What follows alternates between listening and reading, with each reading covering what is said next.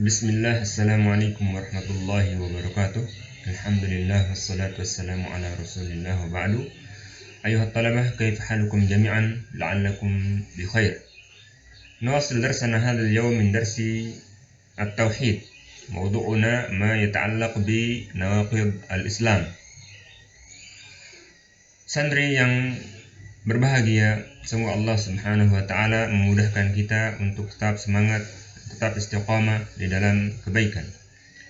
Sebelum kita memulai pelajaran hari ini, kami ingin menasihatkan bagi antum semua untuk tetap semangat, tetap istiqamah, tetap menjaga apa yang diperintahkan oleh Allah Subhanahu wa taala dan menjauhkan semua yang dilarang oleh Allah Subhanahu wa taala.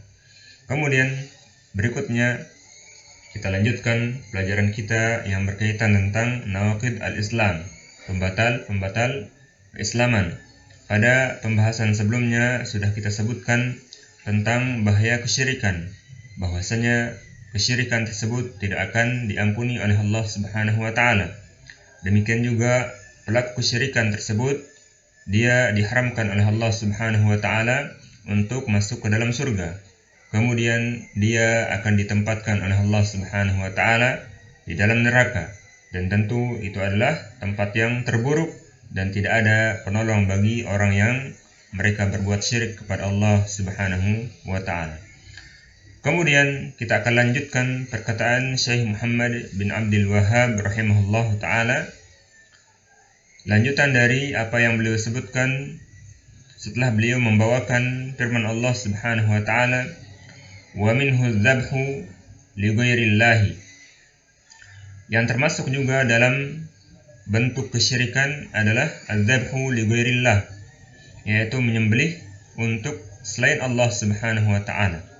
Jadi seorang yang dia menyembelih untuk selain Allah Subhanahu wa taala dalam rangka pengagungan terhadap sesuatu tersebut, maka itu adalah bentuk kesyirikan kepada Allah Subhanahu wa taala yang dengannya seorang menjadi batal keislamannya tersebut. Maka hendaknya dia apabila telah melakukan hal yang demikian untuk dia bertaubat kepada Allah Subhanahu wa taala, kembali dia bersyahadat karena dia telah melakukan pembatal yang besar. Dan orang yang bertobat kepada Allah Subhanahu wa taala akan diampuni dosanya oleh Allah Subhanahu wa taala. Sebagaimana firman Allah Subhanahu wa taala, "Qul lil ladzina kafaru in yantahu yughfar lahum ma qad salaf." Katakan wahai Muhammad kepada orang-orang kafir, apabila mereka berhenti dari perbuatan syirik mereka tersebut, maka Allah Subhanahu wa taala akan mengampuni apa yang telah mereka kerjakan sebelumnya. Kaman yadbahu lil jinni au lil qabri, seperti orang yang dia menyembelih untuk jin atau untuk kuburan.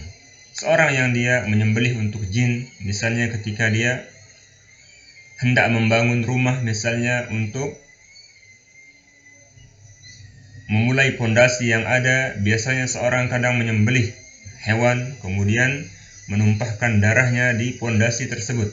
Maka ini adalah bentuk kesyirikan kepada Allah Subhanahu wa taala. Apabila dia niatkan untuk jin tersebut, maka itu adalah bentuk kesyirikan yang dia bisa mengeluarkan seorang dari Islam itu sendiri. Au lil qabri, demikian juga ketika itu dilakukan untuk penghuni kuburan, dia menyembelih dengan niat untuk pengagungan terhadap penghuni kuburan tersebut, karena dia menganggap bahwasanya penghuni kuburan tersebut memiliki kedudukan di sisi Allah Subhanahu wa taala, yang kemudian dia memberikan sembelihan tersebut untuk penghuni kubur tersebut, maka dia telah berbuat syirik besar kepada Allah Subhanahu wa taala.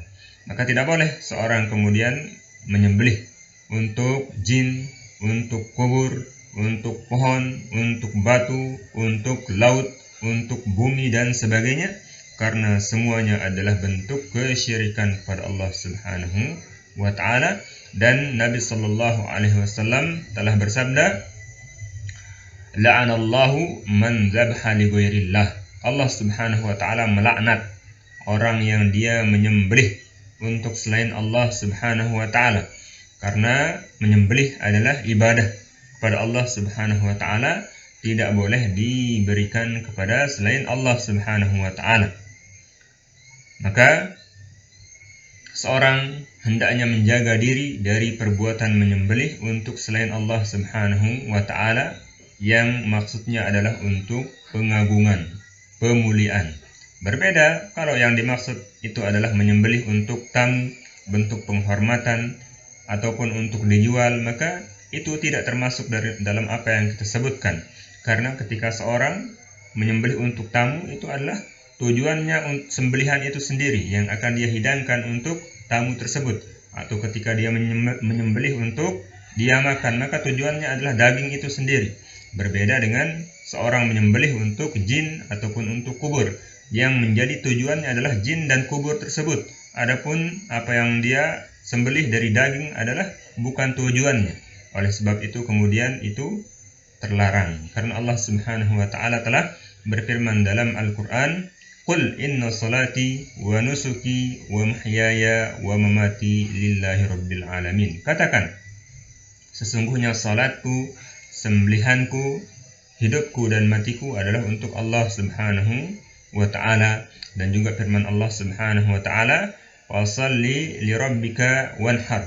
Salatlah kalian untuk Allah Subhanahu wa ta'ala dan berkurbanlah, menyembelihlah hanya untuk Allah Subhanahu wa ta'ala. Maka bentuk kesyirikan yang beliau berikan contoh di sini adalah penyembelihan. Dan banyak lagi dari bentuk kesyirikan-kesyirikan yang lain, yaitu misalnya seorang dia bernazar kepada selain Allah Subhanahu wa taala, dia bertawakal kepada selain Allah Subhanahu wa taala, dia juga misalnya mempercayai bahwa benda ataupun pohon ataupun batu dia memiliki kekuatan yang bisa memberikan manfaat dan mudarat selain Allah Subhanahu wa taala, atau kuburan yang dia bisa memberikan manfaat dan mudarat selain Allah Subhanahu wa taala. Maka semua ini adalah bentuk kesyirikan yang kita berdoa kepada Allah Subhanahu wa taala agar dijauhkan dari perbuatan syirik tersebut, karena besarnya ancaman ataupun besarnya mudarat yang akan didapat dari orang yang berbuat syirik kepada Allah Subhanahu wa taala, atau besarnya musibah ataupun bencana ataupun hukuman yang telah diancamkan oleh Allah Subhanahu wa ta'ala. Hadza wa sallallahu ala nabiyyina Muhammad. Wassalamualaikum warahmatullahi wabarakatuh.